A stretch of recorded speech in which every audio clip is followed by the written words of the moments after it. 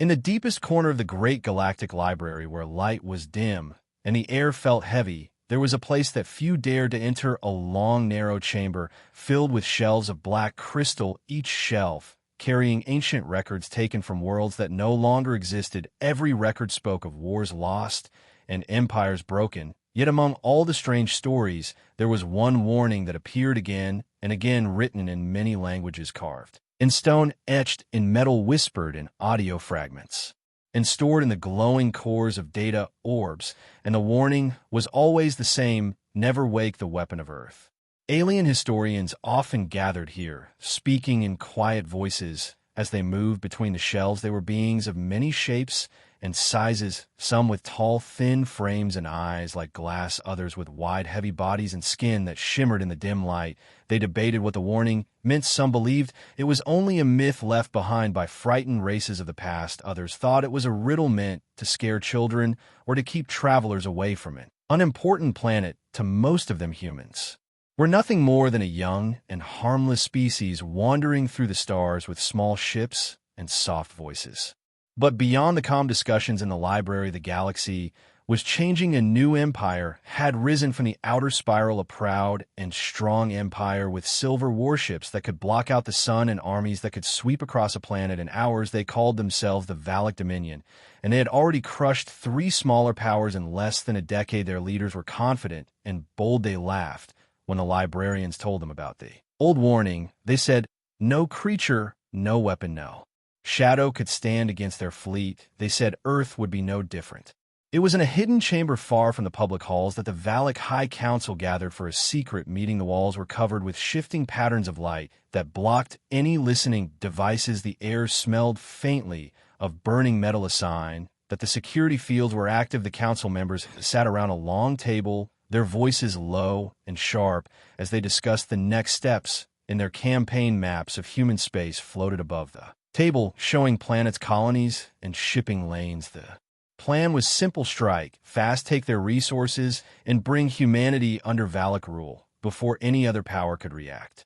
Some of the younger council members were eager. They spoke of easy victory, of showing the galaxy that no warning or myth could stop the Valak. Others were more cautious, asking if it was wise to attack a species that had survived for so long in the shadow of greater powers. But their voices were small and quickly silenced. The vote was moving toward war when the door to the chamber slid open and an old figure entered, moving slowly with the help of a thin silver staff.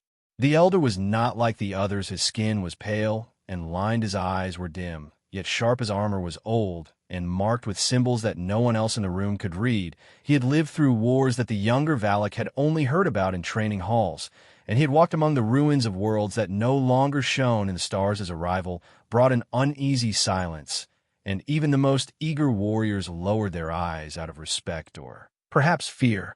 He reached the table and rested both hands on the staff. His voice was quiet, but it carried through the chamber like a cold wind. "You have no idea what they're hiding," he said, and for a moment the maps flickering above the table seemed less like bright lines and more like traps waiting to close around them. The elder told them he had seen the old records himself, not in the safety of a library, but on the last living ships of empires that had fallen. In silence, he spoke of fleets that vanished, without a trace, in cities that were emptied overnight, without signs of battle, without scorch marks or rubble, only the absence of life. The council shifted uncomfortably, some trying to speak, but the elder raised a thin hand and continued. He said the warning was not a myth. It was a message carved by survivors who had nothing left to give but their final words. He said the weapon of Earth was not a machine that could be seen or stolen, and it was not a fleet that could be counted or destroyed. It was something else, something older, something that followed no rule of war that the galaxy understood. He leaned forward, his voice even lower, and told them that when the weapon was woken, it did not stop until its task was done, and when it was done, it vanished without trace, leaving only silence and fear in its place. He told them that no empire that had woken it had ever stood again, and that the Valak were walking the same path as those whose names were now dust. The younger members shifted in their seats, the fire in their eyes dimmed by the weight of the elder's words, but the commander of the council leaned back and smiled with a thin, cruel expression, calling the elder's tale a ghost story meant to frighten the weak. Yet even as he spoke, his voice carried a shadow of doubt. the elder watched him in silence, and then without another word turned and walked toward the door, his staff tapping softly against the floor, each sound echoing in the quiet chamber, like a heartbeat fading into the dark. When the door closed behind him, the council sat in silence for a long moment. Then the commander waved his hand, and the war maps brightened again. Plans were made, orders were given, and the Valak Dominion began to move toward human space. Yet somewhere in the galaxy, in a place no one could see, something ancient and patient might have begun to stir, and in the quiet halls of the Galactic Library, the old records seemed to hum softly, as if remembering the last time the warning had been ignored. Under the cold glow of distant stars, the great council chamber floated in silence far above the surface of a rich green world. Its walls were made of silver stone carved with the symbols of many old empires. The air smelled faintly of metal, and the sound of the deep hum of the station's engines filled the space. The council was filled with powerful leaders from across the galaxy, each wearing the colors of their people and each carrying the pride of 1,000 battles they had come here to speak of. Humanity, the newest voice among the stars, and the one they now saw as a threat. The young empress of the Zareen Dominion sat at the head of the table, her eyes sharp like polished obsidian. She listened as her general spoke of human ships moving in secret along the edges of controlled space. The maps showed tiny flickers of light where human craft had been spotted, too fast to be tracked, too silent to be traced. Her voice was calm as she asked if there was any proof of the so-called hidden weapon the ancient records had warned about. One of her advisors, a tall, scaled figure named Carvos, stepped forward holding a glowing shard of crystal. It held the translated words from the archives of the destroyed Valari Empire. The message was short and strange. It said, "When the sky turns red, do not look toward Earth. When the Earth shakes, hide from their breath. When they rise, you cannot win." Carvos explained that the Valari were destroyed overnight, and their ships never even fired shots. Some claimed the humans had awoken something that ended the Valari without a battle. Others said it was only a myth. The younger members of the council laughed at the idea. Myths were for children, they said, and humanity had nothing that could threaten the great powers of the galaxy. The humans were still learning how to build fleets, still learning the rules of trade and diplomacy. Their ships were fast, yes, but they had no massive war engines, no planet destroyers, no armies of millions. The Empress smiled at their arrogance and said, "Perhaps it is time to end this question once and for all." They would send scouts to Earth to learn the truth. Far away in the shadows of the chamber, the old elder who had spoken before sat in silence, his eyes dim, but still sharp enough to cut through lies. His name was Tharn, and he was older than the Dominion itself. He had seen empires rise and fall, and his own people, the Valen, were nearly extinct. He spoke only once more during the meeting, his voice barely above a whisper. "You will not find what you expect, and when you do, it will be too late." The younger leaders ignored him. The scouts were chosen from the best shadow operatives of the Empire, small crews, flying ships coated with cloaking alloys, engines that made no sound in the void. Their mission was to slip past human patrols and scan the planet from orbit. They would search for hidden weapons, hidden ships, anything unusual. The council believed this mission would settle the debate. If the scouts returned with nothing, the myth would be buried forever. If they returned with proof, then the Empire could strike before humanity unleashed whatever it was hiding. The first scout ship, the Silent Fong, left the great station within hours. It moved like a shard of night through the lanes of the stars, avoiding detection by masking its heat and energy trails. Within a few days, it reached the edge of Sol System. The crew scanned each planet, recording data and sending it back in bursts so faint they could not be traced. When they reached Earth, they expected to see cities, oceans, forests, and the normal signs of a young species. Instead, they saw something else.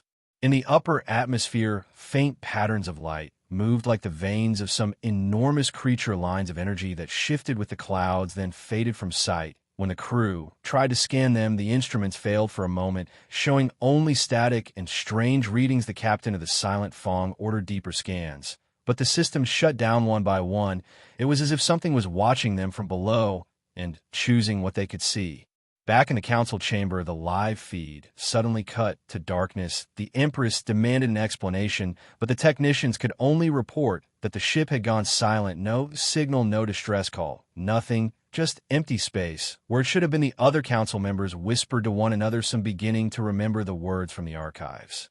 Another scout ship was sent, the Dark Whisper. It took a different route through the asteroid belts near Mars. It avoided the orbit of Earth at first, choosing to monitor human communication signals. The crew picked up strange bursts of noise, unlike any known language, but it was not human speech. Either it sounded like deep rhythmic pulses, like the heartbeat of something enormous. After hours of listening, the crew realized the pattern was changing, matching their own breathing and movement aboard the ship. The navigator began to panic, saying that whatever was making the sound knew they were there. When the Dark Whisper finally approached Earth, the heartbeat stopped for a moment, then came back louder and faster. The ship's lights flickered, shadows moved across the hull, though there was nothing outside. When the crew tried to turn back toward open space, the engines refused to start. The pilots swore the navigation system was being pulled downward by a force not recorded in any chart, and then their transmission broke into static and ended.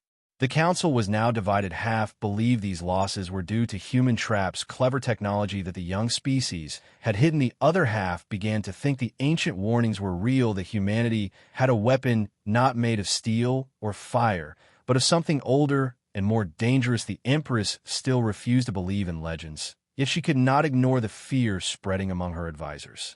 In the darkness of the chamber, Elder Tharn stood and faced them, all his voice steady. Now you have stepped too close to the edge, he said. The thing they guard does not sleep, it waits, and when it wakes it will not stop until the stars themselves are quiet. But his words only deepened the tension.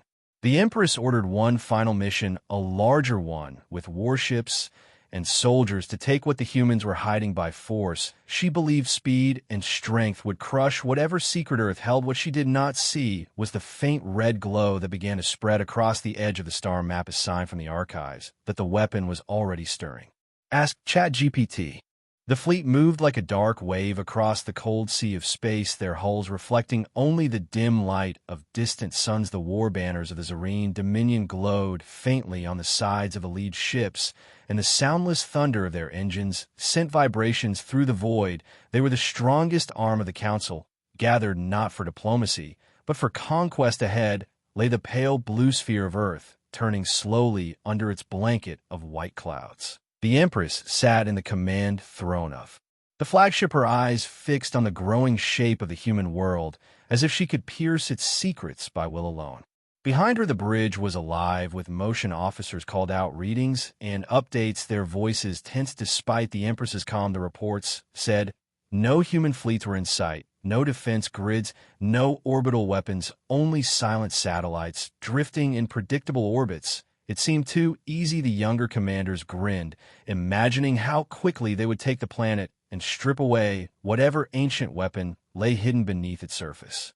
The first wave of ships broke formation and moved into low orbit. Sensors swept the surface from the frozen poles to the burning deserts. The ocean shimmered like molten silver under the sun, but no trace of massive weapons was found, no energy signatures, no artificial heat blooms. It was as if the humans had nothing to defend themselves at all, and yet the commanders felt something pressing against them, like an unseen weight that thickened the air and made their hearts beat slower. On the flagship, the chief science officer, a thin, feathered alien named Redhis, reported an anomaly, faint lines of energy rising from the ocean and vanishing into the upper atmosphere. They were almost invisible except when the sunlight hit them at a certain angle, forming ghost-like spirals that shifted and dissolved. The Empress ordered the ships to focus their scans on those regions, but the readings came back broken, scrambled with symbols that no database could translate. Without warning, the fleet's communication network flickered. A deep rumble rolled through the void, though no sound should have existed here. Lights dimmed across every vessel, and a low hum began to pulse inside the bones of each crew member. The hum grew stronger, syncing with their heartbeats, then outpacing them, causing pain and disorientation on the smaller escort ships. Some crew collapsed, clutching their chests, while others stared blankly, as if listening to something calling from far below. Redhis shouted that the hum was not coming from any known machine, but from the planet itself, something vast and buried deep was resonating with the presence of the fleet, the Empress clenched her fists and ordered all ships to activate weapon systems and prepare to strike key points on the surface before whatever was happening could fully awaken. Her voice carried no fear, but her eyes betrayed the spark of uncertainty she had never faced an enemy she could not see. The first volleys of plasma fire rained down through the atmosphere, carving paths of molten earth and boiling water. Yet instead of explosions, the impacts were swallowed in silence. The oceans rippled, but no steam rose. The ground shook, but no debris scattered. It was as if the planet absorbed the attacks and returned nothing in response. The fleet fired again and again, but the results were the same. Then the sea itself began to move. Waves rose without wind, forming spirals that mirrored the ghost-like patterns in the sky. The clouds above twisted into vast circles, and the sunlight dimmed, as if a shadow had crossed the system, though no object blocked the star. The hum deepened, shaking metal and bone alike, and every display screen aboard the ships lit with the same phrase, "In every known language you were warned."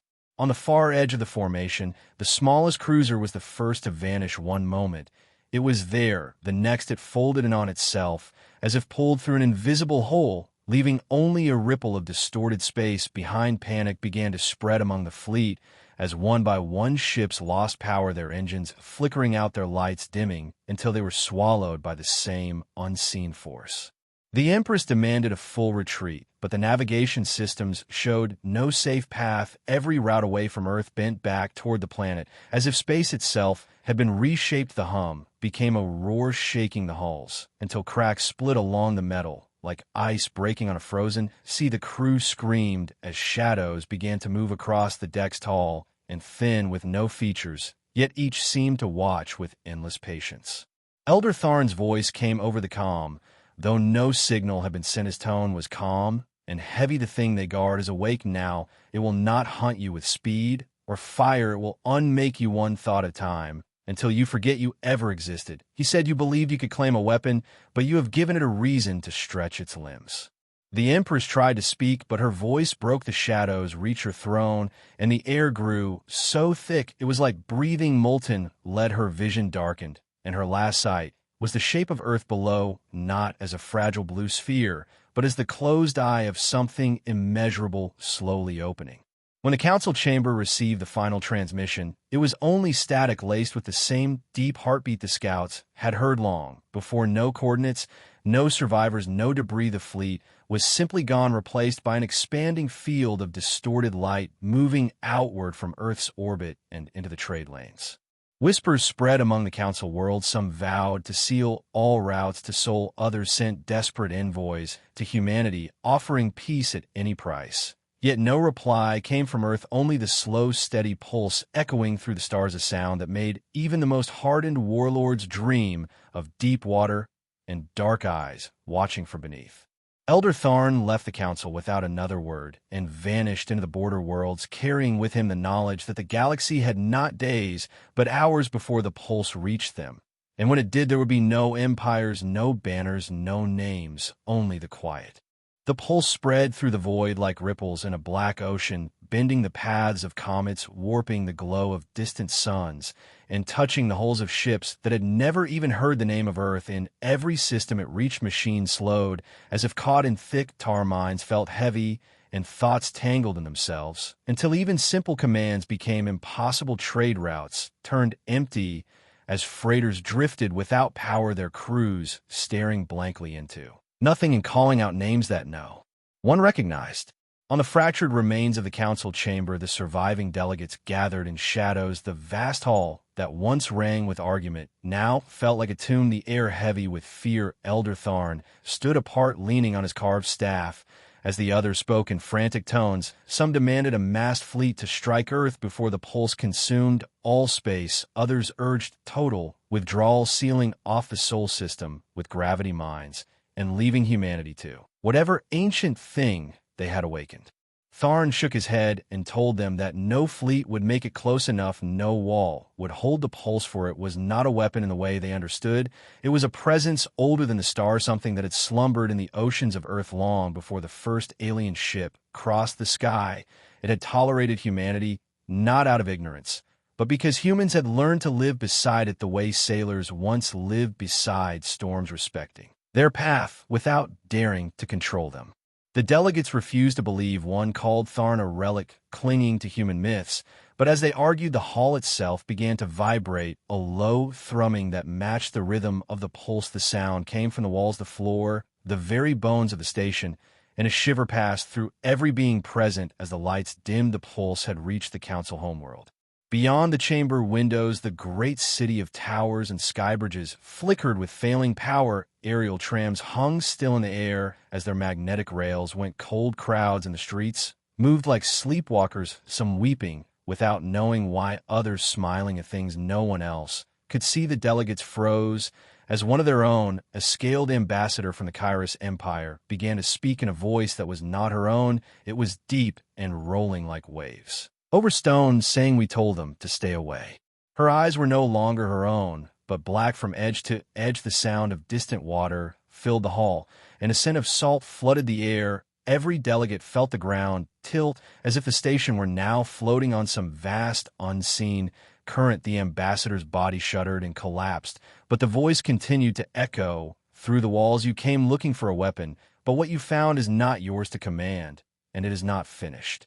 The pulse intensified, and the station structure groaned. The floor under the delegates shimmered, turning transparent, so that they saw not the planet below, but an endless expanse of deep ocean lit by a pale light from somewhere far above. Shapes moved in the depths, too large to understand, coiling and uncoiling with slow grace. One shape turned, and a single massive. I looked up at them, unblinking and calm, yet filled with the weight of eternity. In that moment, every delegate saw something different. Some saw their homeworlds drowning beneath black water. Others saw their fleets folding in on themselves, vanishing into spirals of light. Some saw nothing at all, only felt the endless pressure of the deep, until their minds began to crack. A few fell to their knees, swearing loyalty to the unseen presence. Others ran screaming, only to find that every door now opened onto the same ocean view, as if the station were no longer in space, but adrift on some alien sea. Tharn stepped forward, his voice steady though his hands trembled. He spoke in the old human tongue, not for the delegates, but for whatever listened beyond the water. He said, "They do not understand, they do not know the old accords. We honored the boundary and kept the secret, but they broke it in their greed. Give them a chance to leave."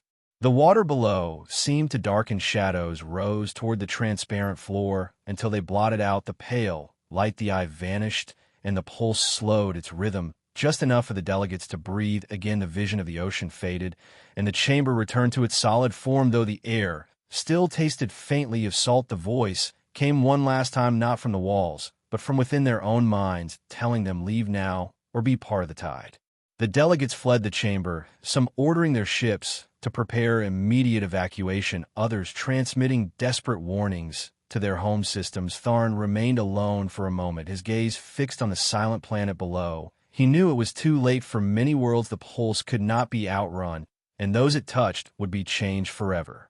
As he turned to go, he saw something impossible in the distance beyond the council station. A faint line of silver light stretched across the stars, as if marking a path not away from Earth, but toward it. It pulsed in time, with a deep heartbeat.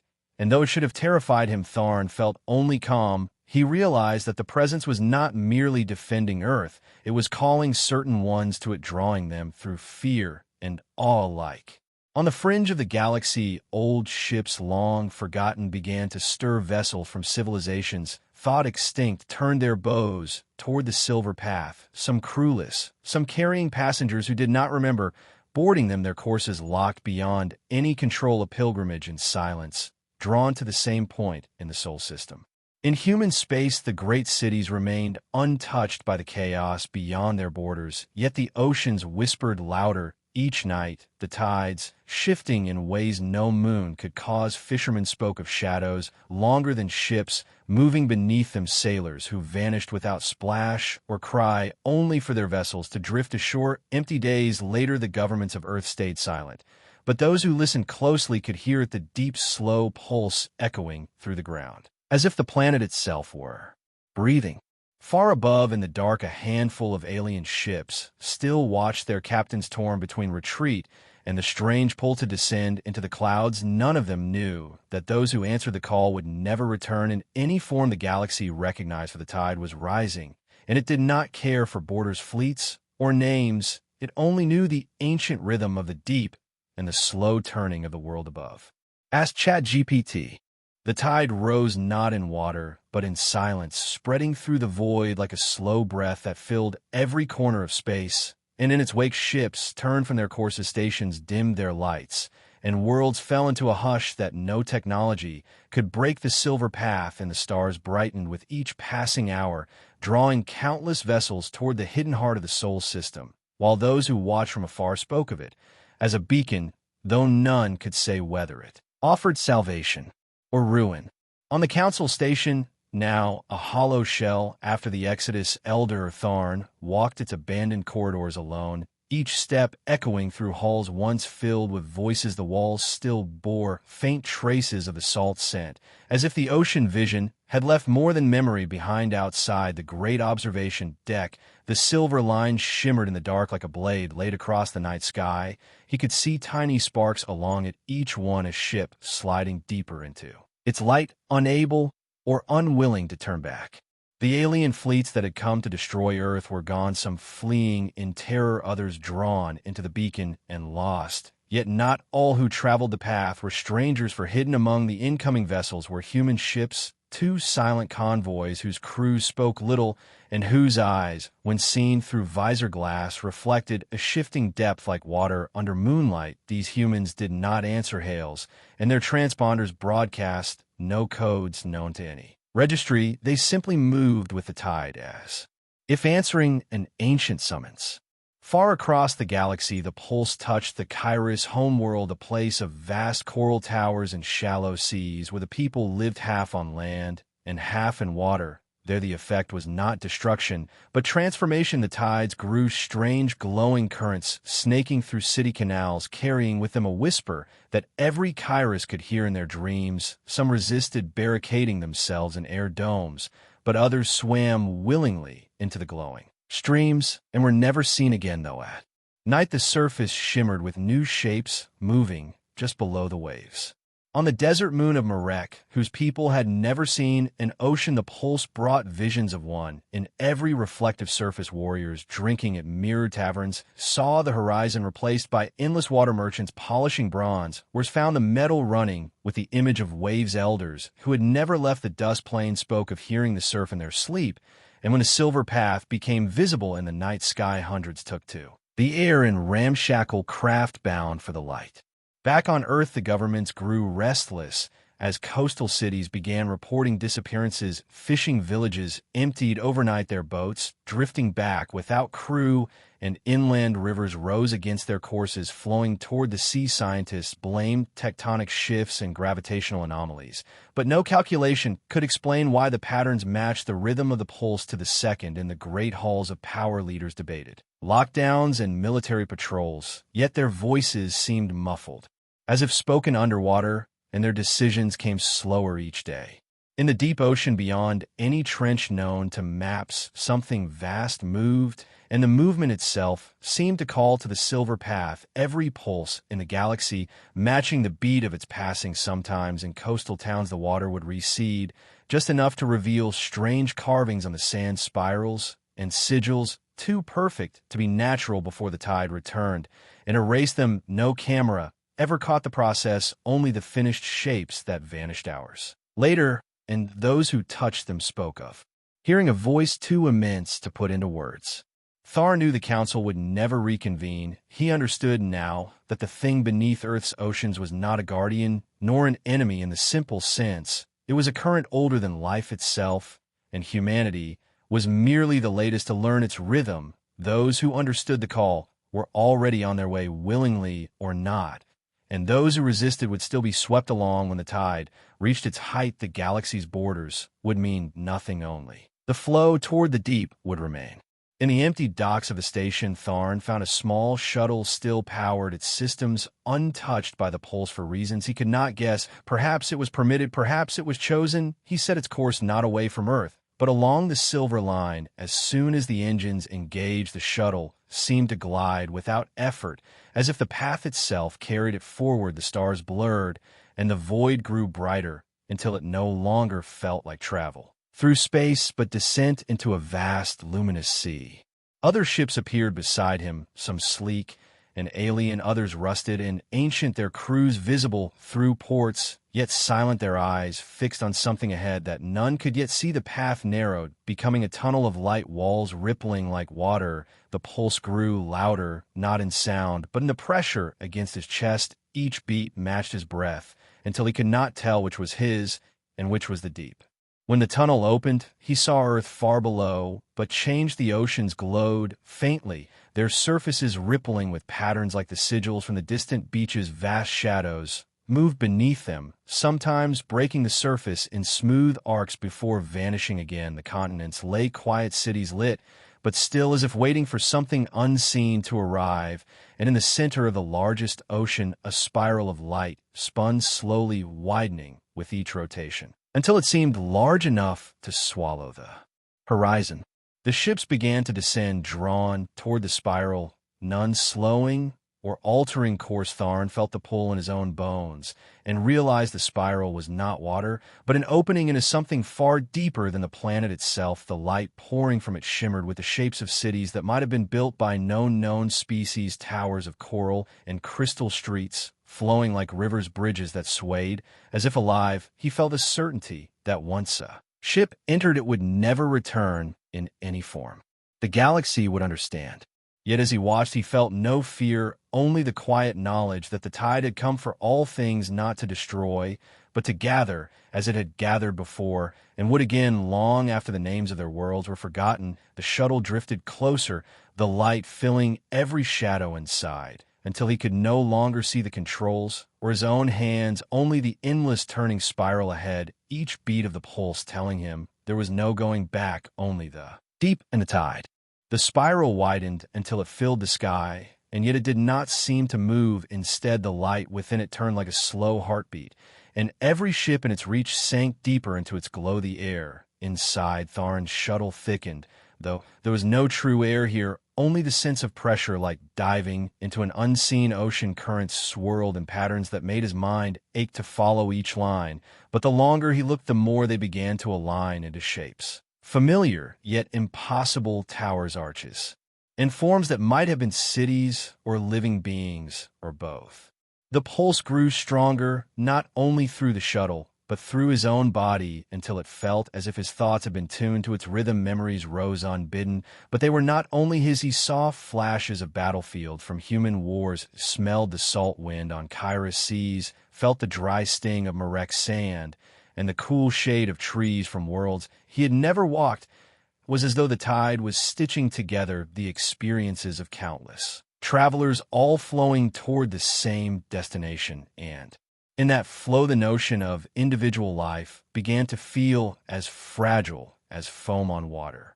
Ships passed, near, some so close he could see faces through their viewports, the eyes of a dozen species, staring not at him, but through him, as though they no longer registered the presence of others. Perhaps they did not, for each seemed caught in visions, their mouths moving in words he could not hear, but which might have been the same for all of them. The silver light wrapped each hull like a veil, smoothing scars and rust, making every vessel look as though it had just been born from the tide itself.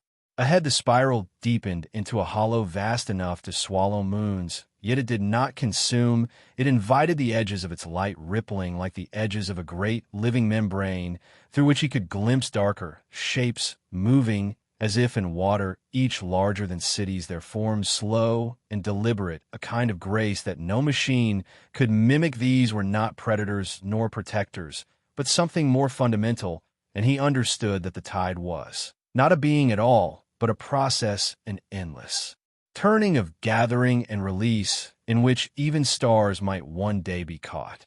The closer he came, the less the shuttle felt like a machine, the controls fading under his hands until there was nothing to guide and nothing to resist. The path itself carried him the same way a river carries a leaf, each motion inevitable, each turn already chosen, yet without force. The sensation was not of being taken, but of returning, as though the tide was a place he had been before, though memory gave no proof of it. The light now filled every corner of his sight until there was no space, no sky, only the spiral and the heartbeat. Somewhere within the light, voices began to hum, not in language, but in vibration, a harmony that vibrated against his bones. And this was the first sound he knew was not imagined, for it echoed through the hull and through the ships around him. The sound swelled until it was no longer possible to tell where it came from or where it ended. Then, with a sudden stillness, all motion ceased. Every vessel hung, suspended on the edge of the spiral, and in that pause the tide itself seemed to wait. A figure rose from the depths below, not swimming nor flying, but emerging as if the light shaped it with each moment. Its form was fluid, changing with every breath of the spiral, sometimes human, sometimes alien, sometimes shapes no mind could label.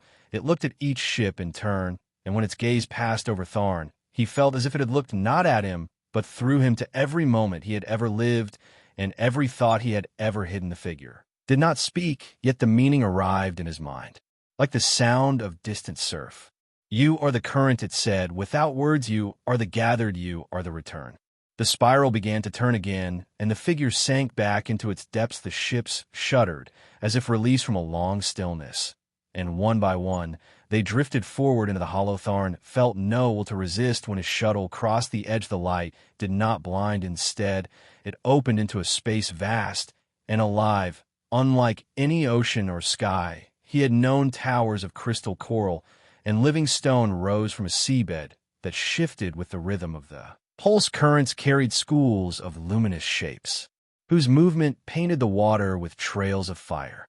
Between the towers walked beings of every shape, some clearly those who had entered before, their forms changed by the tide, yet still bearing echoes of who they had been. They moved together in silence, their eyes bright with the same shifting light he had seen in the human ships. Those who passed near looked at him with recognition, as if he had always been among them, even before he arrived. The city itself pulsed like a single living thing, each light and current part of one breath, one thought.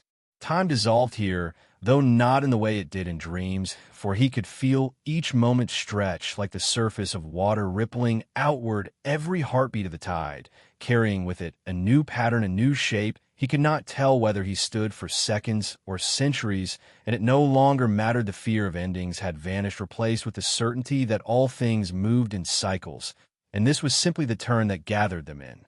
In the heart of the city rose a pillar of pure light, its base lost in the depths, its peak vanishing into the currents above. Around it the beings moved in slow arcs, as though orbiting a star. Tharn understood without question that the pillar was the core of the tide, not a throne nor an engine, but the memory of every world, every ocean, every storm that had ever been and would ever be. It was not a god, but it was the nearest truth to one that the galaxy would ever touch. When he stepped toward it, the current carried him without effort until the light closed over him, and in that instant he saw the spiral from far above, stretching across the galaxy, touching every world, and every sea, and every sky. Its turns older than suns, each beat drawing in those ready to return. The vision faded into the sound of the pulse now inside him, and he knew he would carry it forward as part of the next tide. The city faded, the ships vanished, the spiral itself dimmed. And when his sight cleared, he was no longer in the shuttle, nor in space, but standing on the shore of a calm sea beneath a sky unmarked by stars. The water before him shimmered with the same silver light, and the tide whispered to him that this was not the end, nor the beginning, only the moment between turns when the current paused to take breath before it flowed again.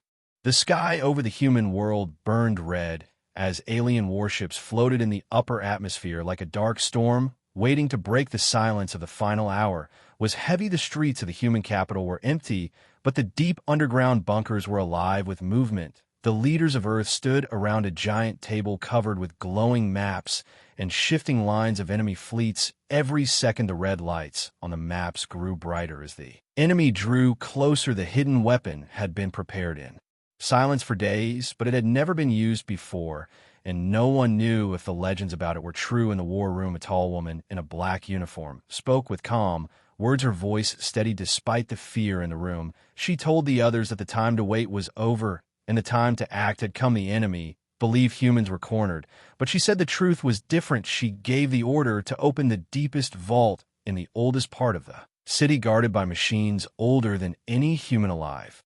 The vault doors shook as the locks disengaged, layers of metal and stone sliding away with a sound that echoed like the heartbeat of the earth itself. The room inside was dark and cold, a place untouched for centuries. In the center stood a black sphere the size of a small ship, floating above a circle of strange symbols carved into the ground. The air around it shimmered, as if the sphere was not fully in this world. Scientists and soldiers stepped back. As the woman approached, she reached out and touched the sphere with her bare hand, and it began to glow with a pale light. Shadows twisted across the walls, and a low hum filled the air. The hum grew louder until it felt like it was coming from inside their bones. Then, without warning, the sphere dissolved into thousands of threads of light that poured into the woman's body. Her eyes turned white, and her voice changed. It became deeper and carried an echo, as if something else spoke through her. She looked at the others and told them the weapon was awake, and it was not a machine or a bomb. It was a living force bound to protect humanity. Since the first days of their existence, the enemy ships in orbit began to move in as the human fleets prepared for what looked like a hopeless last stand. But above the earth, the sky tore open with lines of white light. Massive shapes emerged from the tear of their bodies like burning stars, yet their forms shifting between human and something older, something alien and terrible. The elders of the galaxy had seen these beings once long ago, and it was the reason they left their warning, never wake the weapon of Earth, because the weapon was not a thing. It was a legion of ancient guardians bound by blood and memory to the human race. They moved with impossible speed, cutting through enemy fleets as if the massive ships were made of paper. Each strike sent waves of fire across the darkness of space. The enemy commanders tried to retreat, but space around the planet was no longer space. It was a cage woven from pure energy holding them in place. The Guardians did not speak, but their eyes burned with judgment,